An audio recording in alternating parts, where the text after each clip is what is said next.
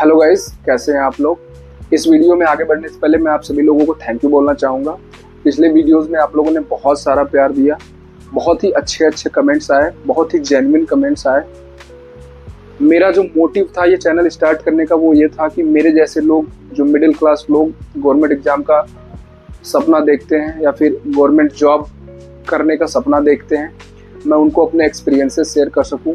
मेरे वो तरीके जिससे मैंने सारे एग्ज़ाम्स फर्स्ट अटेम्प्ट में क्लियर किए, मैंने क्या गलतियां की, मैंने क्या स्ट्रेटजीज अपनाए जिसकी वजह से मैंने यूपीएसआई जैसी जॉब में रहते हुए सीजीएल 2024 क्रैक किया विथ रैंक 888।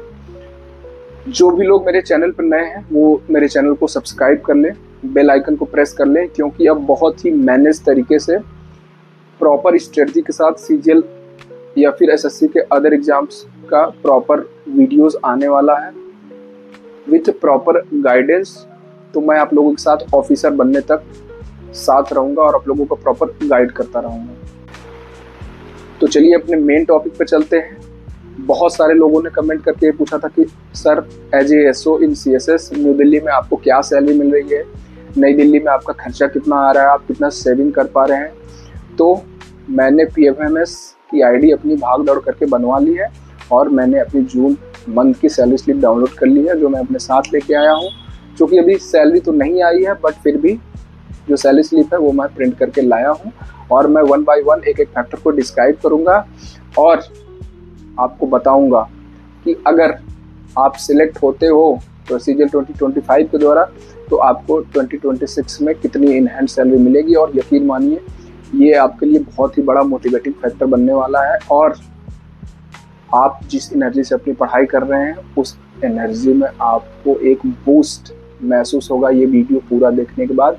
इवन मैं आपको ये भी बताने वाला हूँ कि 2026 में जो 8th पे कमीशन आने वाला है उसके बाद जो लेवल 7 की जॉब है उसकी सैलरी में कितना इंक्रीमेंट होने वाला है। तो इस वीडियो के साथ बने रहिए लास्ट तक। तो ये रही मेरी जून मंथ की सैलरी स्लिप। तो चलिए एक एक फैक्टर पे डिटेल डिस्कशन करते हैं एंड फाइंड आउट करते हैं कि जून 2025 की मेरी न्यू दिल्ली में लेवल 7 पे क्या सैलरी बन रही है। तो जैसा कि आप देख रहे हैं कि स्क्रीन पे मेरी जून मंथ की सैलरी स्लिप है। जैसा कि आप सब लोग जानते हैं मैं ministry of health and family welfare में हूँ।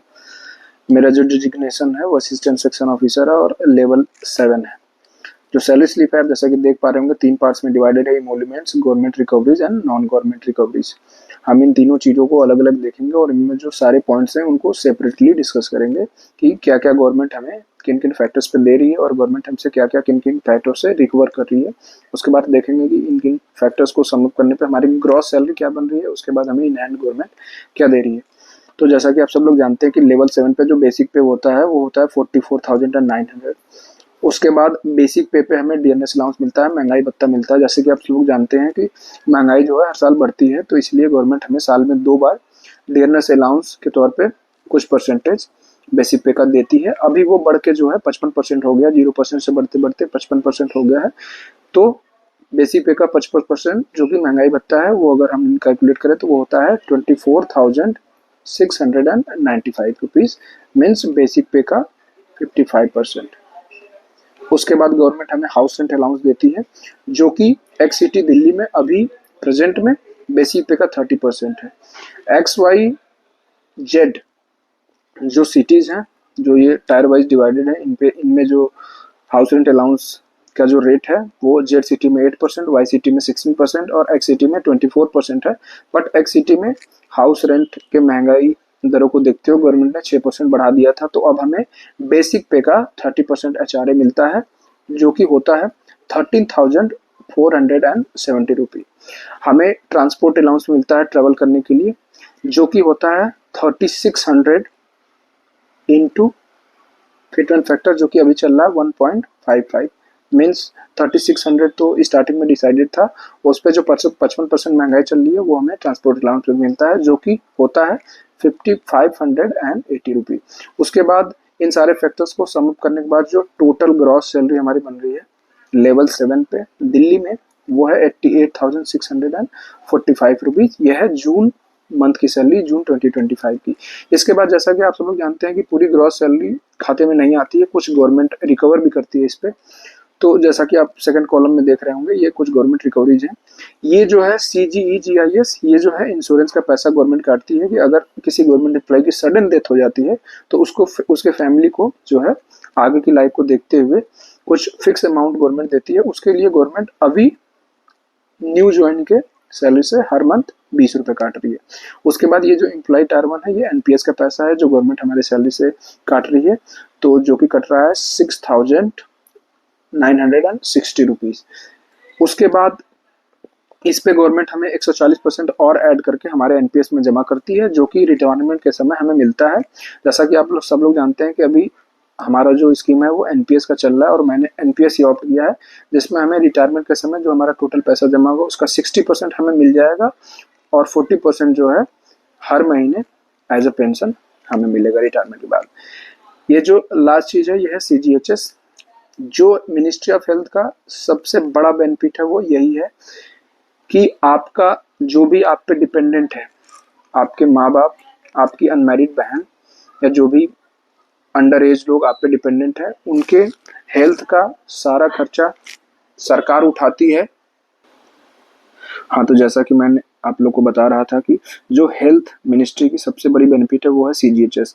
हमारी फैमिली जो भी हमारे ऊपर डिपेंडेंट है, अंडर एज भाई या फिर अनमैरिड बहन, उनका अगर भगवान न करे अगर फ्यूचर में कोई भी हेल्थ कॉम्प्लिकेशंस होता है तो सारा पैसा जो है गवर्नमेंट बियर करती है। जैसा कि आप सब लोग जानते हैं, जो एक मिडिल क्लास फैमिली होती है उसका जो भी सेविंग्स होता है, अगर उसके परिवार में कोई भी बीमार हो जाता है वो उस पर खर्च हो जाता है। वैसे भी कोई खास सेविंग मिडिल क्लास इंसान कर नहीं पाता, उसके बाद भी जब कोई भी फैमिली में बीमार होता है तो उसको जो है कंगाली में आटा गीला वाली सिचुएशन हो जाती है। इसलिए ये जो है बहुत बड़ा बेनिफिट है। और सबसे बड़ा बेनिफिट ये है कि ये मिनिस्ट्री ऑफ हेल्थ के लिए कैशलेस है, मतलब जो भी एम्प्लॉय मिनिस्ट्री ऑफ हेल्थ में है उनके लिए कैशलेस है। सेंट्रल सेक्रेटरीट के और भी जो मिनिस्ट्रीज हैं उनमें ये पैसा पहले आपको देना पड़ता है, बाद में जब आप प्रॉपर बिल के साथ अपने डिपार्टमेंट में उसको सबमिट करेंगे तो आपका पैसा रिवर्स हो जाएगा CGHS रेट पे। बट मिनिस्ट्री ऑफ हेल्थ के लिए ये पूरा कैशलेस होता है, आपको कोई भी पैसा नहीं देना होता है। तो इन सभी चीज़ों को अगर हम समअप करते हैं तो टोटल गवर्नमेंट रिकवरी जो होती है वो 7,630 रुपीज़ होती है।